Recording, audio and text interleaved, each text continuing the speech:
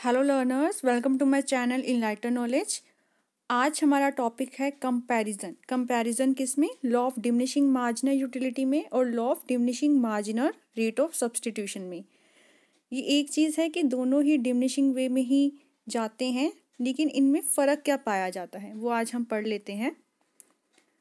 तो law of diminishing marginal rate of substitution और जो आपका law of diminishing marginal utility है, ये दोनों लॉज बहुत ज़्यादा इंपॉर्टेंट होते हैं कंज्यूमर के बिहेवियर को समझने के लिए। इस लॉ के अकॉर्डिंग क्या चीज़ आपको बताई गई है कि जैसे ही कंज्यूमर एक चीज़ की या किसी चीज़ का स्टॉक बढ़ाता है, अगर उसके पास किसी चीज़ का स्टॉक ज़्यादा हो चुका है तो क्या होता है, उसकी इम्पोर्टेंस उतनी ही कम होना शुरू हो जाती है। फॉर एग्ज़ाम्पल, कोई चीज़ मेरे पास अबंडेंस में है, बहुत ज़्यादा है, तो मैं उसकी क्या करती हूँ, इंपॉर्टेंस कम मानती हूँ। और जो चीज़ मेरे पास कम होती है उसकी इंपॉर्टेंस क्या होती है, ज़्यादा होती है।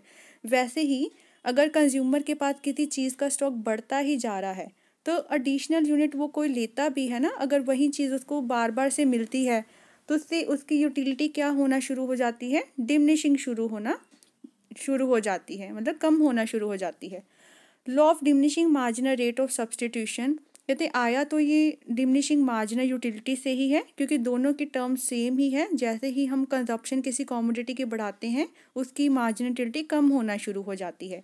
लेकिन प्रोफेसर हिक्स ने आपको बताया है कि जो लॉ होता है diminishing marginal rate of substitution, ये ज़्यादा अच्छे से एक्सप्लेन करता है कंज्यूमर बिहेवियर को, और इसमें कम से कम अजप्शंस ली गई हैं, और जो अजप्शंस हैं वो ज़्यादातर क्या ली गई हैं, रियलिस्टिक ली गई हैं, मतलब जो रियल लाइफ से अप्लाई होती हैं।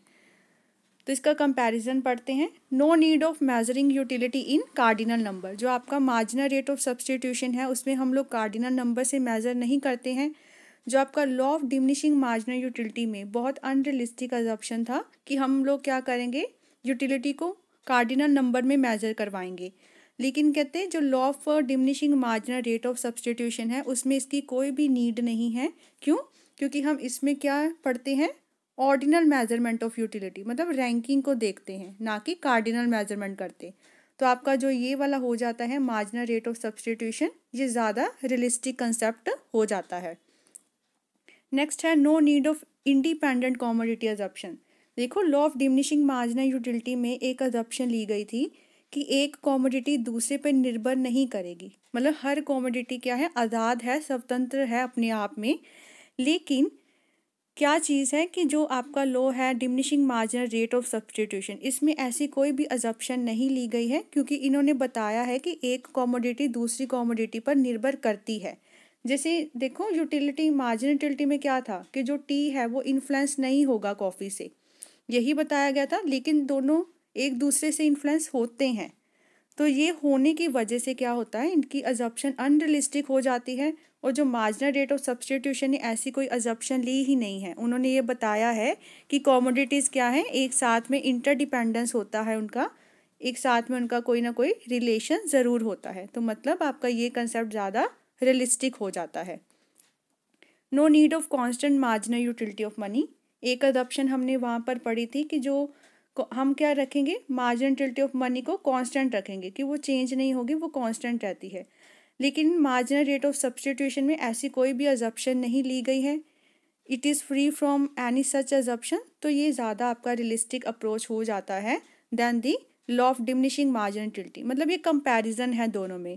और जैसे ही आप सोचते हो, अगली जो थ्योरी आती है वो ज़्यादातर क्या होता है, मॉडर्न कंसेप्ट लेकर आती है, कि जो चीज़ें पहली थ्योरी में क्रिटिसाइज की गई होती है ना, तो अगली थ्योरी इसको सही करने की कोशिश करती है। तो आप वैसे भी समझ सकते हो कि जो आपका diminishing marginal rate of substitution वाला लॉ है, ये ज़्यादा रियल लाइफ में माना जाता है, रियलिस्टिक है, प्रैक्टिकल है।